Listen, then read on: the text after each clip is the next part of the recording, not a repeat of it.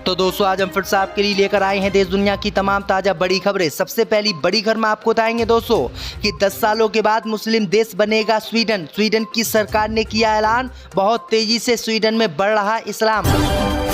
धोखाधड़ी के केस में अब्दुल्ला आजम खान को सुप्रीम कोर्ट ने दी जमानत, जल्द जेल से बाहर आएंगे अब्दुल्ला आजम खान। बांग्लादेश के बाद अब भारत में मोदी की सरकार गिराने में लग गया अमेरिका। चंद्रबाबू नायडू कर रहे हैं अमेरिका की मदद। रूस ने किया दावा, मोदी अमित शाह की खिसकी जमीन। आसाराम की पैरोल में नया पेच, इलाज पर मंडराया संकट। अगर किसी भी उसके बाबा के समर्थक ने किया बवाल तो आसाराम की पैरोल हो जाएगी कैंसिल। ईरान की धमकी के बाद अमेरिका की उड़ी नींद। गाजा पट्टी में युद्ध विराम करवाने के लिए अमेरिका के विदेश मंत्री पहुंचे इजराइल, नेतन्याहू को लगाई फटकार। जम्मू कश्मीर में चुनाव के ऐलान के बाद कांग्रेस पार्टी में होगी गुलाम नबी आज़ाद की पार्टी की वापसी, पार्टी का करेंगे मर्जर। तो दोस्तों सभी खबरों को आपको एक एक कर बताने वाले हैं। वीडियो को लाइक कर चैनल को सब्सक्राइब कर दें। इसी बीच पर तो दोस्तों अगली खबर की ओर, तो 10 सालों के बाद मुस्लिम देश बनेगा स्वीडन। ईसाई छोड़कर जा रहे हैं अमेरिका। जी दोस्तों आपको बता दें कि स्वीडन अब मुस्लिम देश के रूप में जाना जाएगा। दरअसल आपको बता दें कि स्वीडन में मुसलमानों की आबादी बहुत तेजी से बढ़ रही है और आने वाले 10 सालों के बाद स्वीडन एक मुस्लिम राष्ट्र के रूप में जाना जाएगा और वहाँ पर ईसाइयों की संख्या अल्पसंख्यक हो जाएगी। दरअसल आपको बता दें कि इस समय स्वीडन में 20% मुस्लिम आबादी रहती है और आने वाले 10 सालों में ये आबादी 80% हो जाएगी। दरअसल आपको बता दें कि स्वीडन में जो ईसाई हैं वो स्वीडन छोड़कर दूसरे देशों में शरण ले रहे हैं। सबसे ज़्यादा स्वीडन के ईसाई अमेरिका में बस रहे हैं और स्वीडन की सरकार ने भी ऐलान किया है कि जो भी ईसाई हमारा देश छोड़कर दूसरे देश में जाना चाहता है तो उसको वहाँ की सरकार पैसे भी दे रही है और टिकट भी। इसी कारण स्वीडन एक मुस्लिम देश बनेगा क्योंकि स्वीडन में मुस्लिम आकर रह रहे हैं। इस बीच पर तो दोस्तों अगली खबर की ओर, तो धोखाधड़ी के केस में आजम खान के बेटे अब्दुल्ला आजम खान को सुप्रीम कोर्ट से बड़ी राहत, कोर्ट ने मंजूर की जमानत। दोस्तों आपको बता दें कि धोखाधड़ी के एक केस में हरदोई जेल में बंद समाजवादी पार्टी के पूर्व विधायक अब्दुल्ला आजम खान को कोर्ट ने राहत दी है।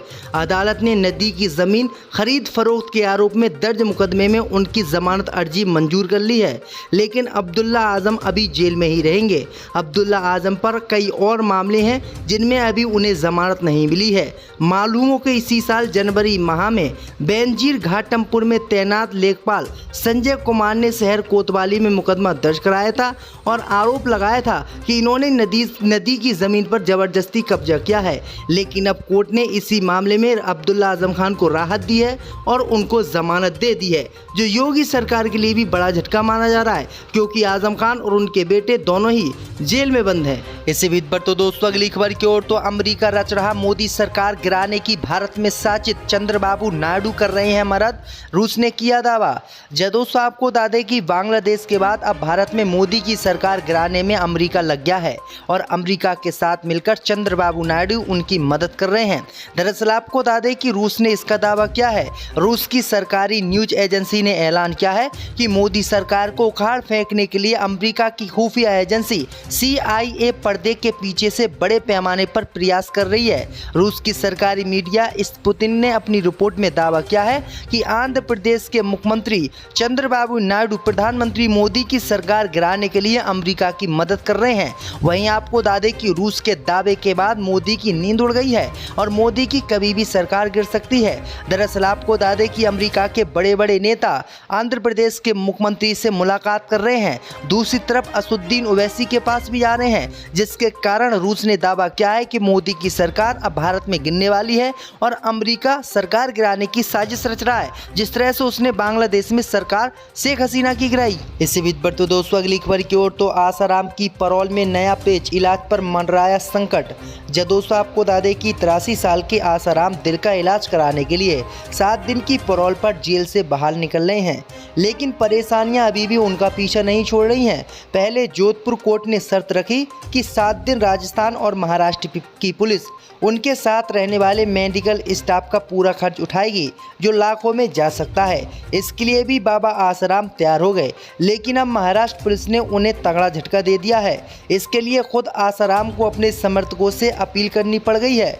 महाराष्ट्र पुलिस का कहना है कि आसाराम का कोई भी समर्थक माधव बाग इलाका, airport, bus stand, railway station या शहर में कहीं भी भीड़ जुटाते उपद्रव मचाते हुए नजर न आए। अगर बेवजह इस तरह का उपद्रव मचाया तो हम आसाराम को बिना इलाज करे ही वापस जोधपुर जेल भेज देंगे। वहीं आपको बता दें कि जब ये शर्त महाराष्ट्र पुलिस ने रखी तो आसाराम बाबा की पैंट गीली हो गई, क्योंकि उनके समर्थक जरूर बवाल करेंगे। अब उन्होंने अपील की है समर्थकों से कि समर्थक महाराष्ट्र ना आए और बवाल ना करें। इसी बीच बढ़ते दोस्तों अगली खबर की ओर तो गाजा पट्टी में जंग रुकवाने के लिए इजराइल पहुंचे अमेरिका के विदेश मंत्री, इजराइल को लगाई फटकार। दोस्तों आपको बता दें कि गाजा पट्टी में युद्ध विराम की चर्चा के बीच इजराइल के हमले से नाराज हुए अमेरिका के विदेश मंत्री अब गाजा पट्टी में इजराइल से जंग रुकवाने के लिए इजराइल पहुंच गए हैं और इजराइल पर दबाव बनाने का अमेरिका ने ऐलान किया है। अमेरिका का मानना है कि गाजा पट्टी में इजराइल जंग रोकेगा तभी उसका ईरान से तनाव कम होगा, अन्यथा ईरान इजराइल की बर्बादी कर देगा। हिजबुल्लाह, हमास और हुतीस मिलकर इजराइल पर हमला करेंगे जो इजराइल झेल नहीं पाएगा। वहीं आपको बता दें कि इसी मामले को लेकर अमेरिका के विदेश मंत्री एंटनी ब्लिंकन बंधकों के समझौते के लिए इजराइल पहुंचे हैं और वो इजराइल को मनाएंगे और इजराइल से गाजा पट्टी में जंग रुकवाएंगे। तो ये बड़ी अपडेट आ रही है दोस्तों। इससे बीच बढ़ तो दोस्तों अगली खबर की ओर तो जम्मू कश्मीर में चुनाव का ऐलान होते ही कांग्रेस में होगी गुलाम नबी आज़ाद की वापसी, पार्टी का करेंगे मर्जर।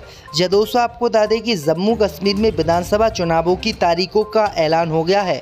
चुनावों की तारीखों का ऐलान होते ही प्रदेश में राजनीतिक हलचल भी तेज हो गई है। कई नेताओं के पार्टी बदलने की भी खबरें हैं। इसी बीच पिछले कुछ दिनों से गुलाम नबी आज़ाद की डेमोक्रेटिक प्रोग्रेसिव आज़ाद पार्टी का कांग्रेस में विलय होने की खबर आई है। दरअसल आपको बता दें कि गुलाम नबी आज़ाद ने कांग्रेस पार्टी से अलग होने के बाद अपनी नई पार्टी बनाई थी, जिसके बाद अब वो दोबारा से कांग्रेस पार्टी में जा रहे हैं और कांग्रेस पार्टी में अपनी पार्टी का विलय करेंगे। आपकी क्या राय है दोस्तों कि गुलाम नबी आज़ाद को अपनी पार्टी का विलय कांग्रेस में करना चाहिए या नहीं?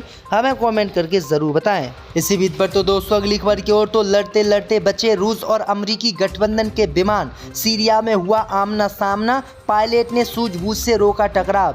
दोस्तों आपको बता दें कि सीरिया में अमेरिका वाले गठबंधन का एक जेट विमान रूस के विमान के एकदम नज़दीक आ गया। रूसी चालक दल ने अपने कौशल का प्रदर्शन दिखाया और विमानों को टकराने से रोक दिया। ये घटना सीरिया के होम्स प्रांत की है। रविवार को होम्स प्रांत में एक रूसी निगरानी विमान उड़ान भर रहा था, तभी अचानक अमेरिका के गठबंधन वाला एक लड़ाकू बमबरसक जेट खतरनाक रूप से बेहद करीब आ गया। रूस की सरकार समाचार एजेंसी तास ने सीरिया में तैनात एक रूसी सैन्य अधिकारी के हवाले से इसकी जानकारी साझा की और कहा कि अगर थोड़ी बहुत देर और हो जाती तो ये दोनों विमान आपस में टकरा जाते और क्रैशिंग हो जाती, लेकिन रूस के जो पायलट हैं उन्होंने सूझबूझ से इस लड़ाई को रोका और अपने विमान की दिशा को चेंज किया। तो ये बड़ी अपडेट आ रही है दोस्तों। इसी बीच पर तो दोस्तों अगली खबर की ओर तो ममता बनर्जी इस्तीफा दे, कोलकाता रेप मर्डर केस पर निर्भया की मां ने की अपील। दोस्तों आपको बता दें कि कोलकाता में डॉक्टर से रेप और हत्या के खिलाफ देश भर में विरोध प्रदर्शन हो रहे हैं। इसी बीच वर्ष 2012 में दिल्ली गैंगरेप मामले की पीड़िता निर्भया की मां ने शनिवार को इस मामले में बड़ी बात कही है।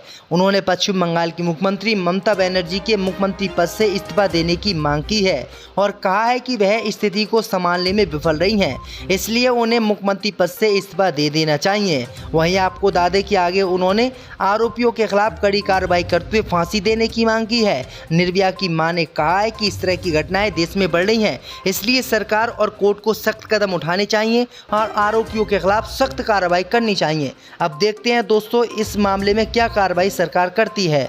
इसी बीच पर तो दोस्तों अगली खबर की ओर तो यूक्रेन की सहायता करने से पीछा हटा जर्मनी, अब आगे अतिरिक्त मदद देने से किया इनकार। दोस्तों आपको बता दें कि सालों से चल रहा यूक्रेन रूस युद्ध अब यूरोपीय देशों के लिए भी परेशानी का सबब बनता जा रहा है।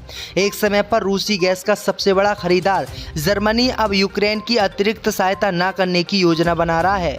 SAP के अनुसार यूक्रेन को अमेरिका के बाद सबसे बड़ी सहायता करने वाला जर्मनी और अब अगले साल से सैन्य और वित्तीय सहायता सहायता को आधी करने की योजना बना रहा है, लेकिन नाटो सदस्य होने के नाते जर्मनी सरकार को यूक्रेन की सहायता जारी रखनी होगी। इस समस्या से निपटने के लिए वह रूस से उसकी धन की सहायता लेगा जो उन्होंने अपने देश में फ्रीज कर रखी है। यानी जो भी रूस की संपत्ति जर्मनी ने अपने यहाँ पर फ्रीज की है, रोकी है, उसी संपत्ति को अब जर्मनी यूक्रेन को देने के लिए तैयार हो गया है।